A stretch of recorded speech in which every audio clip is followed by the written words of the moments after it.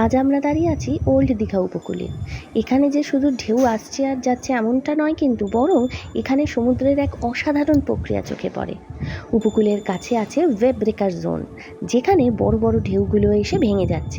এই যে সাদা ফেনা দেখছো, সেটা আসলে ঢেউগুলো এসে এক ধরনের ওয়েভ ইনডিউসড কারেন্ট তৈরি করে, যার জন্য জলটা হোঁচট খেয়ে এগিয়ে যাওয়ার মতো হয়।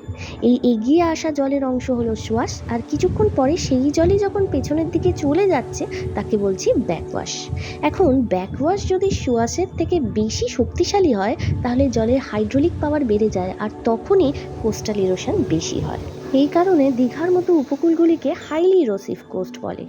এই ক্ষয় রোধ করার জন্য উপকূলের বিভিন্ন অংশে বোল্ডার্স ও কনক্রিট ব্রেকার তৈরি করা হয়েছে, দেখো, যেখানে ঢেউগুলো এসে ছোট ছোট অংশে বাইফার্কেটেড হয়ে যাচ্ছে।